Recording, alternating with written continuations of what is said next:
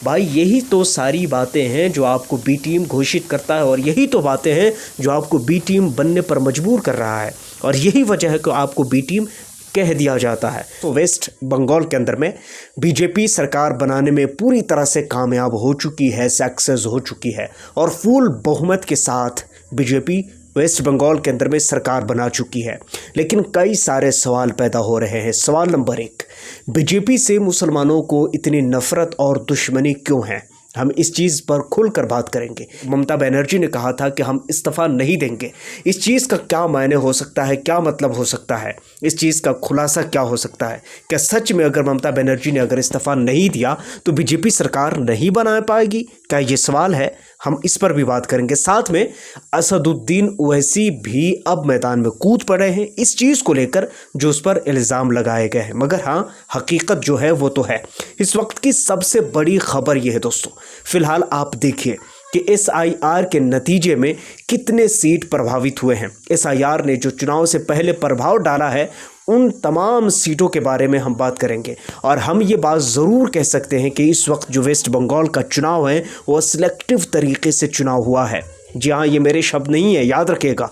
मैं इस चीज़ को प्रूफ करने वाला हूँ इसी वीडियो में।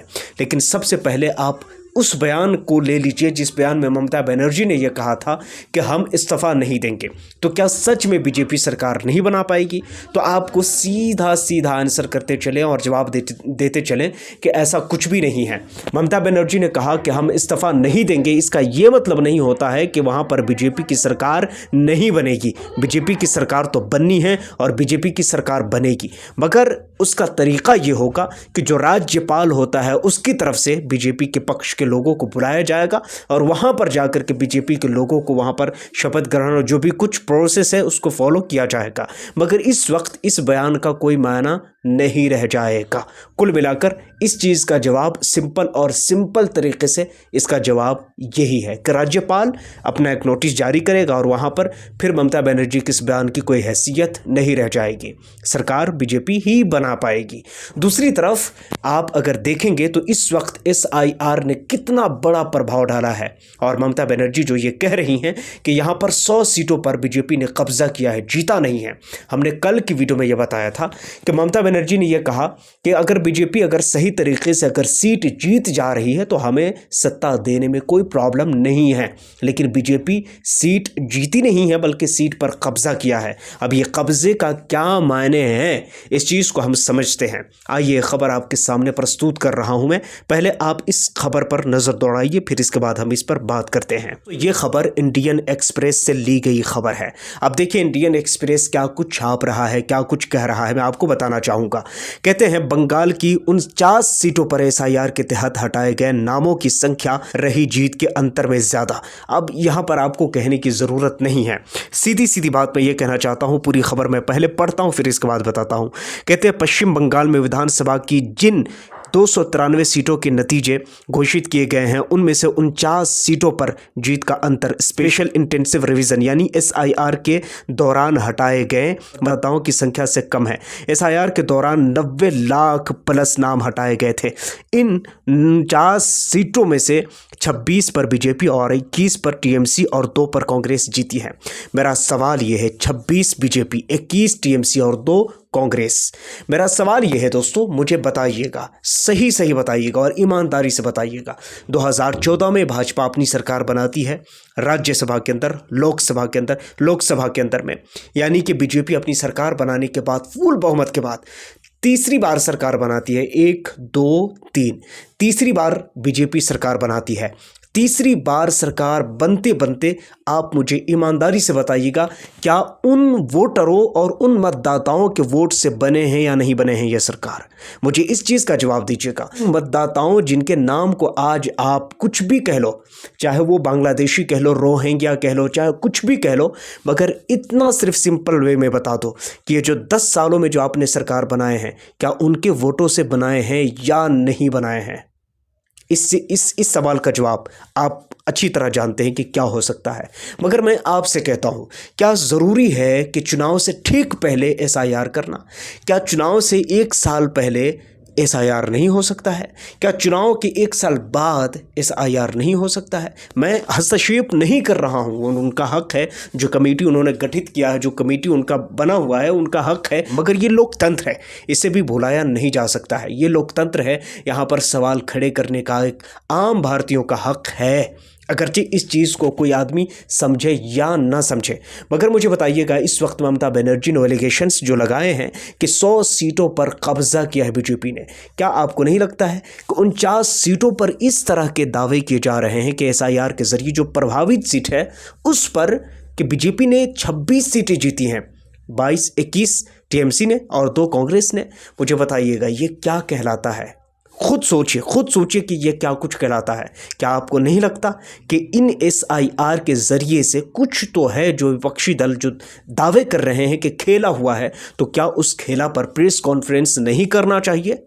मुझे लगता है कि प्रेस कॉन्फ्रेंस करना चाहिए और विपक्षी लोगों को एतमाद में लेना चाहिए। दूसरी तरफ मैंने एक और अहम और कीमती बात कही है आपसे, और वो ये, मैंने आपसे कहा है कि मुसलमान बीजेपी के आने से डरते क्यों हैं। ये अलग बात है कि मुसलमानों ने बढ़ चढ़ करके बीजेपी को वोट किया है इस बार पश्चिम बंगाल के अंदर में। हाँ, ये अलग बात है कि देखना ये है कि अभी जो विजुअल्स जो हमारे पास आ रहे हैं, जो नतीजे आ रहे हैं, उससे साफ तौर पर यह पता चल रहा है कि एक मुस्लिम घर पर, फैमिली पर हमला हुआ है। यह वेस्ट बंगाल की खबर है, आपके सामने वीडियोस है, लेकिन मैं सिर्फ आपको बताना चाहता हूं कि मुसलमान बीजेपी से दूर क्यों जाते हैं। उसके पीछे क्या बीजेपी ने मुसलमानों का ज़मीन कब्जा लिया है? क्या मुसलमानों को बीजेपी से कोई अलग नफरत है? नहीं, इस चीज़ को आपको समझनी पड़ेगी। आपको ये भी समझनी पड़ेगी कि मुसलमान बीजेपी से दूर क्यों हैं और हिंदू बीजेपी के करीब क्यों हैं। आइए इस चीज़ को सिंपल भाषा में, एकदम इजी टू इजी लैंग्वेज में मैं आपको समझाना चाहता हूँ। पहली बात तो यह है कि मुसलमान बीजेपी से नफरत नहीं करता। क्यों? इसलिए कि वो सत्ता में है, सरकार में है, लेकिन नफरत करता है। मगर क्यों? इसलिए करता है क्योंकि आज आपके सामने एक नहीं सैकड़ों उदाहरण है। मुसलमानों के घर पर थोड़ी सी भी आनाकानी हुई तो बुलडोज़र चला दिया गया, मुसलमानों के घर को तोड़ दिया गया, मुसलमानों के बच्चों का इनकाउंटर कर दिया गया। वहीं पर आप खुद देख लीजिए, 2 दिन पहले दिल्ली के अंदर में एक हिंदू व्यक्ति की हत्या होती है, उनके घर पर बुलडोज़र तो दूर की बात रहे, उनके किसी व्यक्ति को अरेस्ट तक नहीं किया गया। मुसलमानों के नाम आतंकी, टेररिस्ट और पता नहीं वो कौन कौन से जुमले हैं जो मुसलमानों के नाम और मुसलमानों के माथे पर रगड़ दिया जाता है। डर मुसलमानों को इससे है। अब हिंदू क्यों प्यार करते हैं? आइए ये भी समझते हैं। हिंदू इसलिए प्यार करते हैं क्योंकि हिंदू को भी पता है, आप मेरे साथ खुद इतने हिंदुओं का उठना बैठना है, इतने हिंदुओं के साथ मेरा उठना बैठना रहता है, मैं हमेशा रहता हूँ लोगों के साथ में। मैं भी ज़मीनी स्तर पर रह करके काम करने वाला इंसान हूँ और आदमी हूँ। मुझे पता है कि इंसान क्या सोचता है और क्या नहीं सोचता है, मुझे अच्छी तरह पता है। हिंदू क्यों बीजेपी की तरफ जा रहा है, उसका सिंपल सा रीज़न ये है, क्योंकि कहते हैं ना कि खुद विधवा हुई तो हुई मगर पड़ोसन भी विधवा होनी चाहिए। मतलब खुद की हालत फटी तो फटी मगर सामने मुसलमानों की चूड़ी टाइट होनी चाहिए।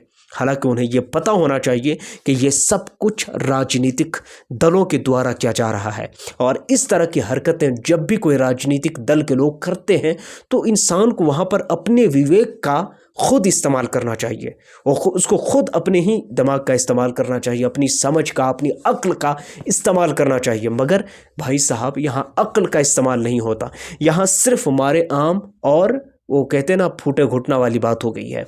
असदुद्दीन ओवैसी, इसे भुलाया नहीं जा सकता है। क्यों नहीं भुलाया जा सकता है? क्योंकि असदुद्दीन ओवैसी पर बहुत बड़ा टैग लग चुका है बीजेपी की बी टीम का। और इस बार जो वेस्ट बंगाल के अंदर में हुआ है, ये सारा कुछ देखने के बाद तो कई सारे लोगों ने तो कंफर्म कर दिया है कि असदुद्दीन ओवैसी बीजेपी की बी टीम है। अब ये मैं क्यों कह रहा हूँ, उदाहरण, सबूत सब मेरे पास मौजूद है। आइए सबसे पहली चीज़ और सबसे पहली खबर जो सोशल मीडिया पर वायरल है, जो कि मैंने भी देखा है, आइए इस चीज़ को देखते हैं।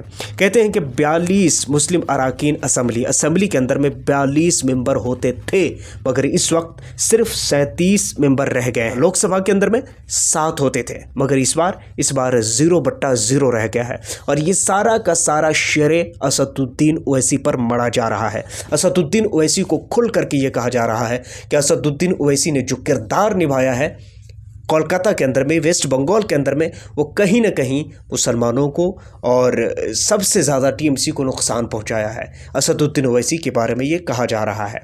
आइए और कुछ खबरों पर बात करते हैं। असदुद्दीन ओवैसी की ही इस वक्त एक खबर बड़ी तेज़ी के साथ वायरल है। असदुद्दीन ओवैसी कहते हैं कि हमें भाजपा को सत्ता देने के लोगों के फैसले का सम्मान करना चाहिए। मतलब सीधे तौर पर असदुद्दीन ओवैसी कह रहे हैं, पूरी लंबी चौड़ी तहरीर है, मैं ऊपर लगा दूंगा, आप पढ़ लीजिएगा। कहने का तत्व और मतलब ये है, असदुद्दीन ओवैसी के कहने का मतलब ये है कि बंगाल की, वेस्ट बंगाल के लोगों ने भाजपा को सत्ता दिया है, भाजपा को हुकूमत, वहाँ की सरकार, वहाँ का बागडोर, सब कुछ वहाँ लोगों ने भाजपा के अंदर में दे दिया है, तो हमें उसका सम्मान करना चाहिए। मगर याद रहे, असदुद्दीन ओवैसी को भी याद होना चाहिए कि इस वक्त एलिगेशंस का सिलसिला लगातार जारी है। और देखिए भाई, विपक्षी दल कोई कमज़ोर नहीं होता। लोकतंत्र ही वो कौन सा लोकतंत्र होगा जहां विपक्षी ना हो? जहां विपक्षी ही नहीं वहां वो लोकतंत्र फिर कैसा? वो फिर लोकतंत्र नहीं रह जाता है। इसलिए जब आप एक तरफ लोकतंत्र कह रहे हो, दूसरी तरफ आप उसी लोकतंत्र की विपक्षी दलों के लोगों की बात की कोई वैल्यू नहीं कर रहे हो, तो ये जुल्म है, ये फिर लोकतंत्र नहीं हो सकता। इसे फिर वो बात दूसरी तरफ चली जाएगी। अब आप खुद बताइए, एक तरफ ममता बनर्जी ये कह रही हैं कि इस वक्त बीजेपी पूरी तरह से 100 सीटों पर कब्जा किया हुआ है। कहीं ना कहीं रिकॉर्ड्स और मीडिया में ये खबर मशहूर है, फेमस है, पूरी तरह से वायरल है कि इस वक्त मैंने भी आपको पढ़कर बताया, 49 सीटों पर SIR के द्वारा किए गए हस्तक्षेप का नतीजा है कि बीजेपी वहां पर पूरी तरह से खलल दखल सब कर गई है।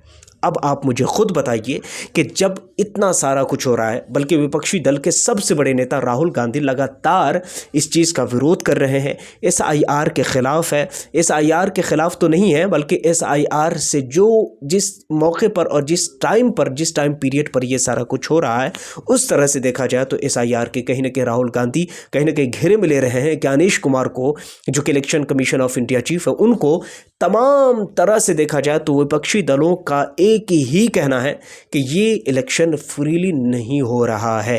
और उसी बीच में असदुद्दीन ओवैसी आकर ये भाषण दे देते हैं कि भाई इस वक्त बीजेपी को सत्ता दे देना चाहिए। बिहार में भी यही हुआ था, बिहार में भी जो कुछ हुआ था आपने देखा, आपकी नज़र के सामने। असदुद्दीन ओवैसी ने यह कहा कि बीजेपी को सत्ता दे देना चाहिए। भाई यही तो सारी बातें हैं जो आपको बी टीम घोषित करता है, और यही तो बातें हैं जो आपको बी टीम बनने पर मजबूर कर रहा है, और यही वजह है कि आपको बी टीम कह दिया जाता है। यहाँ तक पर्सनली अगर मेरी बात करें तो मैं नहीं मानता कि असदुद्दीन ओवैसी जैसा आदमी, पढ़ा लिखा एजुकेटेड आदमी बीजेपी का बी टीम हो सकता है। मगर कुछ बातें और कुछ बयान ऐसे निकल कर आते हैं जिनसे लोग ये समझते हैं, और ये लोग समझ जाते हैं कि ये बीजेपी की बी टीम है, या फिर उनके मॉडिफाई किए हुए तौर तरीक़े पर ये असदुद्दीन ओवैसी काम कर रहे हैं।